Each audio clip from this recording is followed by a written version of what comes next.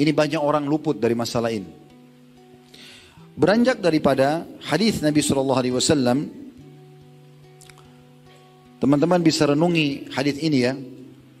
Hadis yang sahih diriwayatkan Anas ibn Malik radhiyallahu anhu, beliau berkata, kami pernah pulang dari perang Tabuk bersama Rasulullah SAW dan beliau bersabda, inna aqwaman khalfana bil Madinah, inna aqwaman khalfana bil Madinah ma salakna syi'ban wala wadiyan illa wahum ma'ana habasahumul udhur. Ketahuilah, ada beberapa orang di belakang kita di kota Madinah, mereka mengikuti kita di sisi pahala, padahal mereka di Madinah tidak ikut berperang.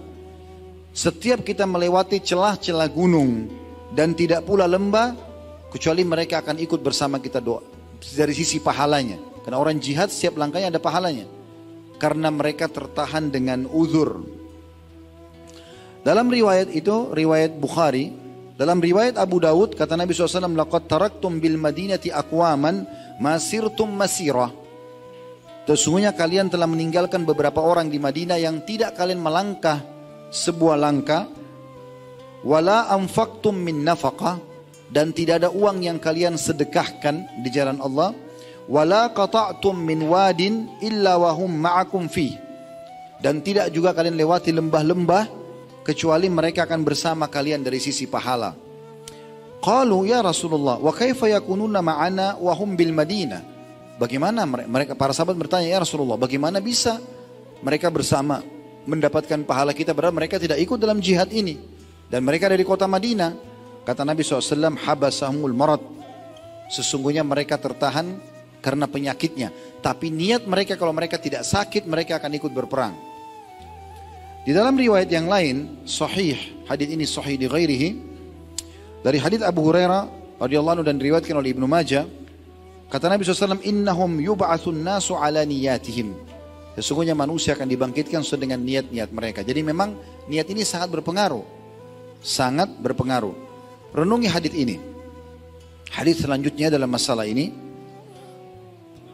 kata Nabi SAW dari hadis Abu Qabsha al-Ammari radhiyallahu anhu, thalathatun uqsimu alaihinna wa uhaddithukum hadithan fahfadhuhu. Ada 3 perkara, kata Nabi SAW, di mana aku bersumpah atasnya. Artinya perhatikan baik-baik, karena ini harus kalian jaga, jangan sampai luput. Dan aku akan menyampaikan dalam bentuk hadis, maka hafallah baik-baik. Ini wasiat Nabi SAW.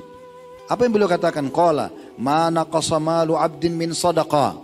Hafal baik-baik dan amalkan, tidak akan pernah berkurang harta seorang hamba karena sedekah. Hitung-hitungannya orang kapitalis, kalau dia punya 100 ribu, dia keluarkan 10 ribu sedekah, maka berkurang, sisa 90 ribu.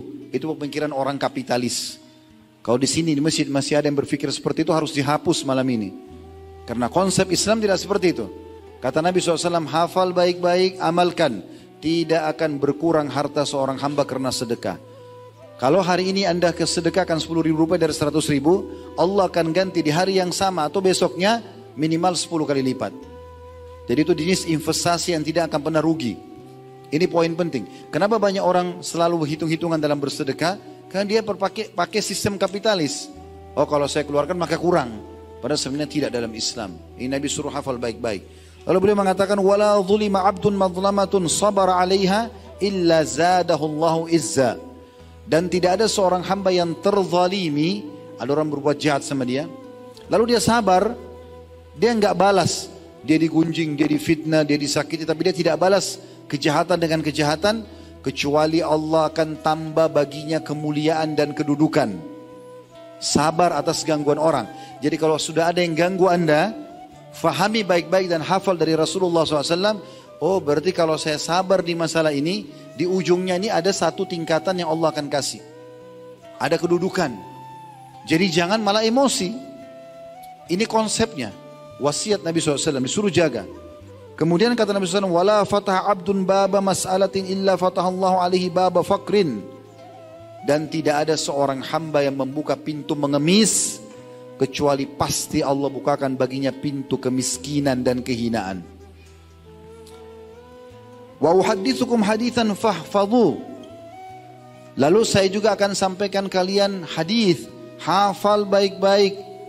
Dan ini sekarang yang jadi saksi bahasan kita. Tadi potongan awal hadis itu bukan bahasan kita. Ini sekarang yang akan jadi bahasan kita, berhubungan dengan niat. Apa kata Nabi SAW? Innamad dunya li arba'ati nafar. Sesungguhnya dunia ini ada 4 golongan manusia. Yang pertama beliau mengatakan, abdun razaqahullahu malan wa ilman fahuwa yattaqi fihi rabbah. Seseorang hamba yang Allah lapangkan ilmu yang luas, ilmu agama dan harta yang melimpah. Lalu dia bertakwa kepada Allah padanya. Wa yasilu fihi rahimah. Dia cuma cari sumber halal, dia juga sibuk dengan bersedekah dan dia melanjutkan hubungan silaturahim dengan hartanya itu, membantu kerabatnya. Wa ya'lamu lillahi fihi haqqa. Dan dia tahu Allah punya hak di situ, ada zakat malnya. Fahadha bi afdalil manazil. Ini orang yang paling baik, tertinggi derajatnya dari manusia, hafal baik-baik, orang yang Allah berikan ilmu dan harta. Berarti dari poin ini teman-teman, kita dianjurkan agar memohon kepada Allah dijadikan orang yang pintar dan kaya. Dan tidak ada dalam Islam menjadi orang bodoh dan miskin, tidak ada. Kalau ada yang hadir mengatakan, Ustaz saya masih miskin, masa Ustaz nyinggung seperti itu? Saya bukan menyinggung, saya sedang menyampaikan kepada anda wasiat Nabi agar anda hafal. Anda disuruh berkembang, maju, bergerak. Pepatah bahasa Arab mengatakan, fa inna fi harakati barakah, taharrak, fa inna fi harakati barakah. Bergerak, produktif, karena semua itu akan ada berkahnya. Akan ada berkahnya. Dalam pepatah bahasa Arab yang lain, manjadda wajad. Siapa yang berusaha dia akan mendapatkan hasil kerjanya. Dan pepatah bahasa Arab yang lain mengatakan jarrib ta'rif.